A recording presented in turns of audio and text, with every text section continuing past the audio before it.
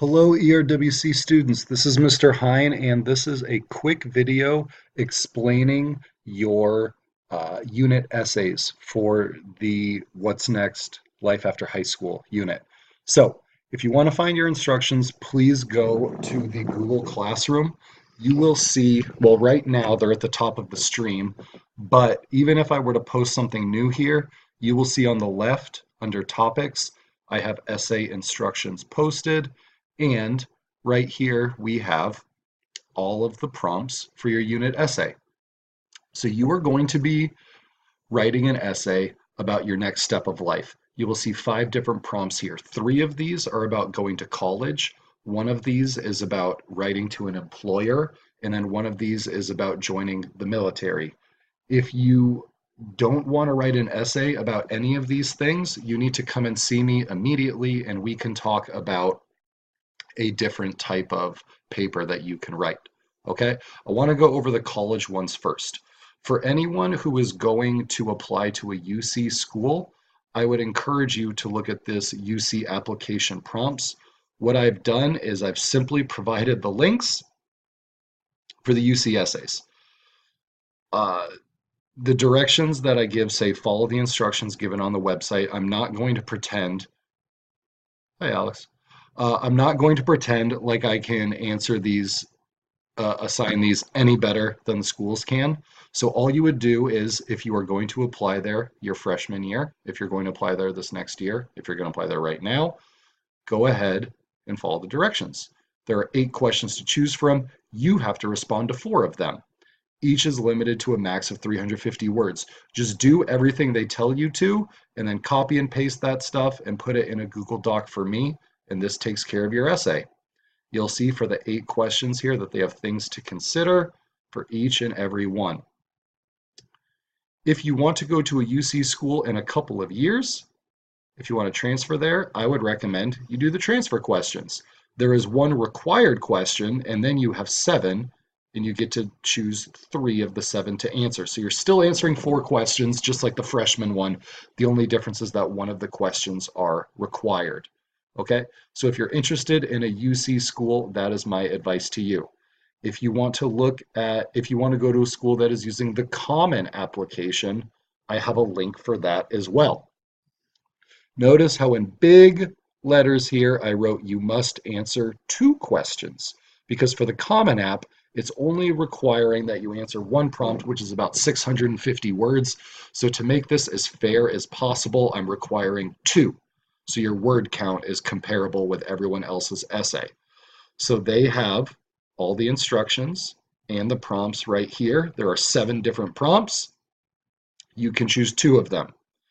Do not give me an essay that you wrote for another class. You'll notice that when you read number 7. Don't do that. That would be insane. Okay? Now let's say you want to go to college, but you don't want to do a Common app. You don't want to do a UC app. I have a generic college essay prompt that I put up here for you guys as well. Now this prompt is basically, I've adapted it from the assignment they provided in the unit. So here's what you need to know. Okay. It needs to be 1,000 words. It needs to be MLA format. All of these essays need to be MLA format. So if you're doing the Common App ones, you're going to need to transfer them into a Google Doc and format them for me. Rough draft is due Thursday. Final draft is due at the end of the weekend, the end of next weekend. This will be due, submitted to turnitin.com. Here's what I need. First off, obviously, who you are. That should be easy. What college are you applying to? Please pick one. Why do you want to attend this college? Why are you qualified to attend this college? And then here's a part that might need a little explaining. An anecdote that shows you're an ideal student. Here's why I'm requiring this of you. Too many of these essays that people have done in the past, they're just very vanilla, generic. They all say the same things. I'm a great leader. I work really hard.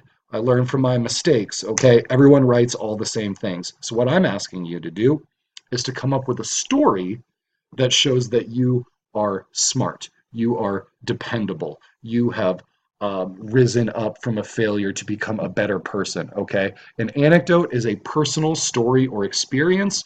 Remember when the counselors came in and they were doing the Naviance with us. Mr. Weiss told the story about the girl who got into every Ivy League school because she wrote an essay about how she was like Costco.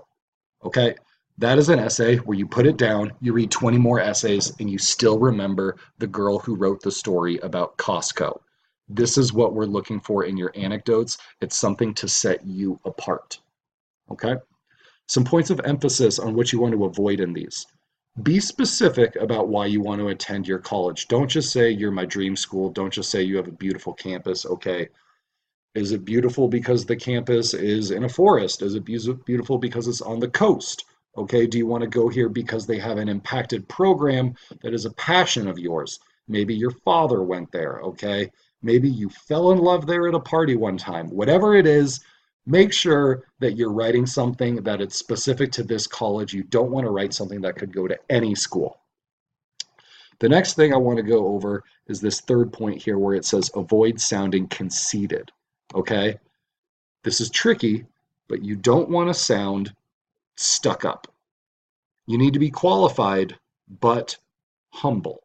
It's a tricky balance to strike, but this is what I'm asking of you guys because, hey, not everything's supposed to be easy, okay? So you want to get your qualifications across, you want to talk yourself up, but you also want to come off as a person that your advisor would actually want to have a conversation with, and you don't sound like a total jerk who thinks they're perfect.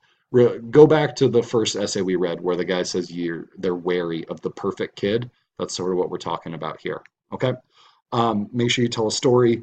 Make sure you write a letter that is specific to your school. These are all the things that are the points of emphasis. Now, if you want to do it about a job or the military, you will notice that the prompts are exactly the same as the one we just looked at. I just changed the wording. So now when I talk about what you must cover, we are looking at what job are you applying to? Why do you want to be hired for this job? Why are you qualified to work there? I just changed the language. It's the same essay, but you're writing it to an employer instead of a college. Same principles apply. Talk yourself up without sounding like a total you can fill in your word there, but the main ideas are the same, and that goes for the military essay as well.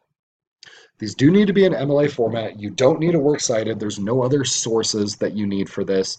I'm asking you guys to have a rough draft to bring to class on Thursday. So Thursday and Friday, we can take a look at each other's writing and make sure that we are ready to turn these things in.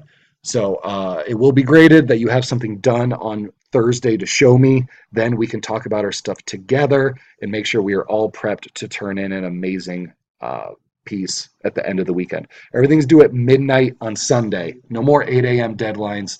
So finish it on Sunday night.